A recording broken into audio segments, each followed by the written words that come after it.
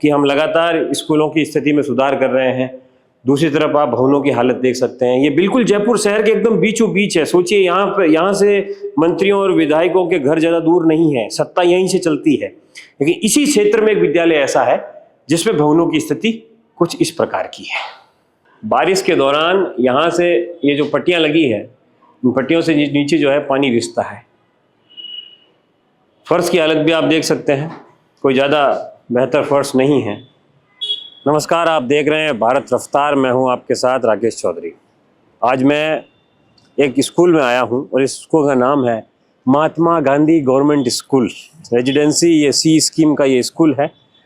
करीब 200 साल पुराना ये स्कूल है और इस स्कूल में बच्चों के बैठने के लिए जो ज़रूरी चीज़ें हैं उसकी भी कमी है।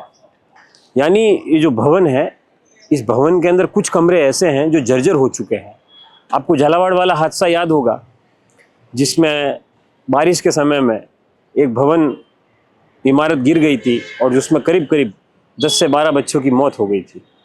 उसके बाद राजस्थान सरकार ने आदेश दिया कि जितनी भी राजस्थान में जितनी भी जर्जर इमारतें हैं, जो स्कूल के भवन जितने भी जर्जर हैं, उन सबको रिपेयर किया जाएगा। लेकिन यह सिविल लाइन्स एरिया है, यहाँ पर सीएम भी रहते हैं, मंत्री भी रहते हैं, विधायक भी रहते हैं। लेकिन सिविल लाइन्स एरिया का ये अंग्रेजी माध्यम स्कूल है। इस अंग्रेजी माध्यम स्कूल में ठीक से बैठने की व्यवस्था बच्चों के लिए नहीं है। आइए हम आपको स्कूल के कमरे बताते हैं और इस स्कूल की स्थिति बताते हैं। ये एक कमरा है। स्कूल प्रशासन से जब हमने बात की तो उन्होंने ये बताया कि इस कमरे को फिलहाल जो है खाली कर दिया गया है, यानी यहाँ पर बच्चे नहीं बैठते हैं।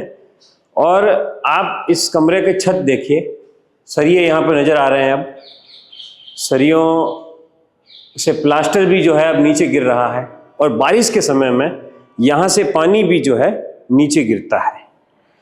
फिलहाल इस कक्ष का उपयोग स्कूल प्रशासन ऑफिस के तौर पे कर रहा है। यहाँ पर सफाई की व्यवस्था भी चरमराई हुई है।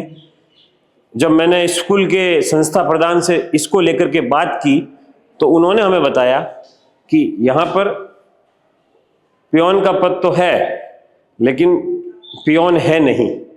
तो आप समझ सकते हैं कि हाइजीन जो स्कूलों में सबसे ज़रूरी होता है उसके भी जो हालात है वो कहीं ना कहीं खराब है। जर्जर भवनों को लेकर के जब हमने स्कूल के संस्था प्रधान से बात की तो उन्होंने हमें यह बताया कि हमने कई बार पत्र लिख करके यहाँ के जो जिला शिक्षा अधिकारी है उनको हमने अवगत करा दिया है, लेकिन उनकी ओर से अभी कोई संतोषजनक जवाब नहीं मिला है, यानी बजट नहीं मिला है। अब आप समझ सकते हैं, एक तरफ शिक्षा मंत्री भजनलाल शर्मा सीएम जो हैं, यहाँ के स्थानीय विधायक ये दावा करते हैं कि हम लगातार स्कूलों की स्थिति में सुधार कर रहे हैं। दूसरी तरफ आप भवनों की हालत देख सकते हैं। ये बिल्कुल जयपुर शहर के एकदम बीचों बीच है। सोचिए यहाँ से मंत्रियों और विधायकों के घर ज़्यादा दूर नहीं है, सत्ता यहीं से चलती है। लेकिन इसी क्षेत्र में एक विद्यालय ऐसा है जिसमें भवनों की स्थिति कुछ इस प्रकार की है। कमरा है और आप इस कमरे में देख सकते हैं कि छात्र बैठे हैं और ये प्लास्टर जो है यहाँ से लगातार गिरता है।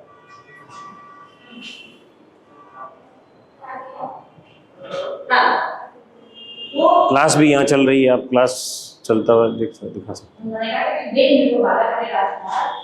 तो अगर ऐसे में यहाँ कोई हादसा होता है तो उसका जिम्मेदार कौन होगा, यह भी सोचने वाली बात है। मंत्री होंगे, विधायक होंगे, अधिकारी होंगे, ये लोग एक दूसरे पर आरोप लगाएंगे, एक दूसरे पर डालेंगे कि हमने इनको बताया था। अधिकारी कहेंगे कि हमने मंत्री जी को बता दिया था, मंत्री कहेंगे कि हमने अधिकारियों को आदेश दिया था। लेकिन स्थिति जो है वो आपके सामने है।